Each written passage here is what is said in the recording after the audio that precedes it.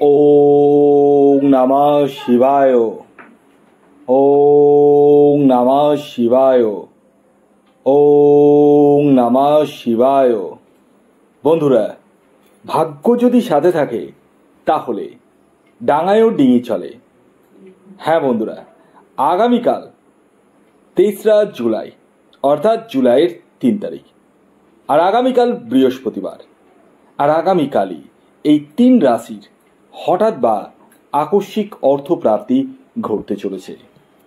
হ্যাঁ বন্ধুরা, আমি এই ভিডিওতে যে ৩টি রাশির নাম আপনাদের সামনে প্রেজেন্ট করতে চলেছি, সেই ৩ রাশির জাতক বা জাতিকা যদি আপনি হন তাহলে আগামীকাল ৩রা জুলাই বৃহস্পতিবার দিন আপনারা হতে চলেছেন মহাকোটিপতি। তো কোন সেই সৌভাগ্যশালী ৩টি রাশি তা আমি একে একে জানাতে চলেছি। তবে আপনারা যারা নিয়মিত আমার চ্যানেল ফলো করেন তাদের উদ্দেশ্যেই একটি কথা বলি।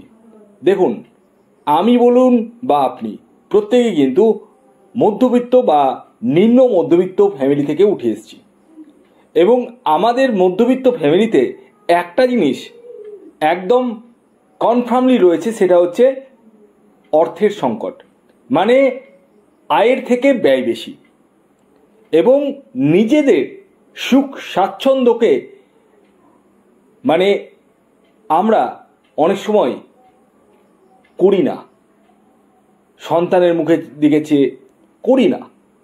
আবার অনেকে সুখ স্বাচ্ছন্দ্যের নামবিন্দুও পায় না, মানে ইচ্ছেও হলেও সে করতে পারে না, কারণ আমরা মিডিল ক্লাস। আর এই মিডিল ক্লাস ব্যক্তিরা কিন্তু টিকিট কাটে, এবং এই টিকিট কাটে একটাই আশায়। সেটা কি জানেন? সেটা প্রত্যেকেই বলতে পারবেন।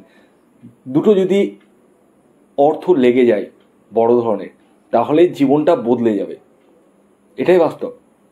আর সেই আশায় আপনারা অনেকেই কিন্তু টিকিট কাটেন, কিন্তু শুধু টিকিট কাটলে হবে না চোখ বন্ধ করে। অনেকেরই কিন্তু টিকিট কেটে লাগেই না, আবার অনেকের আগে আগে লেগেছে, এখন আর লাগছে না। কেন? কারণ কি জানেন? আমি বহুবার বলেছি কারণটা কি, তাও আমি আপনাদেরকে একবার স্মরণ করে দিই। কারণ হচ্ছে, এই কলিযুগে একমাত্র রাহু গ্রহই এই আকস্মিক অর্থকে দেখিয়ে থাকে। হঠাৎ করে যে কোনো জায়গা থেকে প্রাপ্তি, সাডেন অর্থ, সেটা কিন্তু রাহু গ্রহে দেখিয়ে থাকে। তাই আপনার নিজস্ব ব্যক্তিগত জন্মছকে রাহু গ্রহের স্থিতি কেমন রয়েছে সেটা আগে দেখতে হবে। কতটা শুভ রয়েছে, ডিগ্রিগত দিক থেকে কতটা স্ট্রং রয়েছে, এই জায়গাগুলো কিন্তু দেখার প্রয়োজন রয়েছে। যাদের ক্ষেত্রে 1-2 নাম্বারের জন্য মিস হয়ে যাচ্ছে বড় বড় প্রাইজ, তারা রাহু রক্ষা কবচ ধারণ করতে পারেন। তবে হ্যাঁ, প্রত্যেকের ক্ষেত্রে কম্পালসারি রাহু রক্ষা কবচই যে লাগবে তা কিন্তু নয়। আর সবচেয়ে বড় কথা, আমি কিন্তু রেমেডি মানে রাহু রক্ষা কবচ বলে না, যে কোনো রকম কবচ বা রত্ন আমি সবাইকে দিই না। একজনা আমাকে গতকালের ভিডিওতে কমেন্টস করেছেন যে ওরকম কথা অনেক জ্যোতিষী বলে। অনেক জ্যোতিষী আর আমার মধ্যে পার্থক্য রয়েছে, ভিডিওগুলো শুনলেই বুঝতে পারবেন। কারণ আমি একটা জিনিসই মানি, আমি আপনাকেই বলছি, যিনি কমেন্টস করেছেন উনি যদি শুনে থাকেন, আমি আপনাকেই উদ্দেশ্য করে কথাটা বলছি। আপনি একটা জিনিস জেনে রাখবেন, হাতের 5 আঙুল সমান নয়, ঠিক আছে? হাতের 5 আঙুল কখনোই সমান হয় না।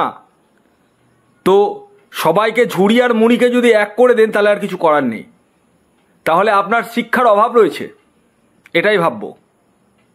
তো যাই হোক, আপনাদের মতো কিছু জন রয়েছে যারা উল্টোপাল্টা কমেন্টস করেন, না জেনে বুঝে কমেন্টস করেন।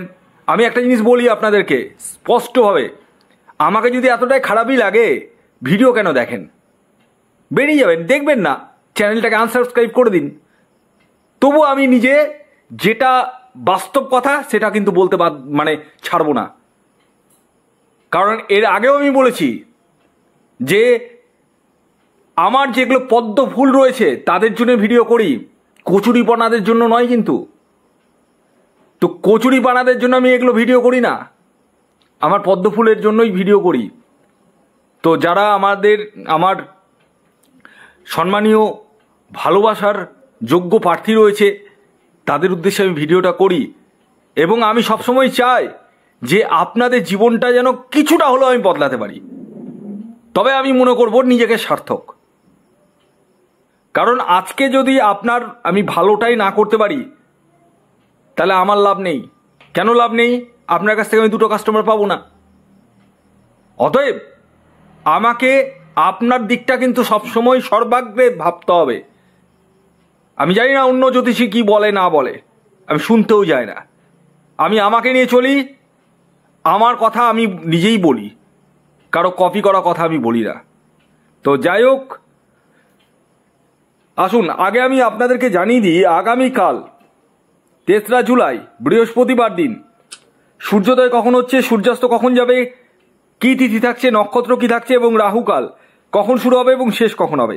আগামীকাল 3রা জুলাই বৃহস্পতিবার ভোর 4:56 সূর্যোদয় হচ্ছে, সূর্যাস্ত যাচ্ছে সন্ধ্যে 6:25।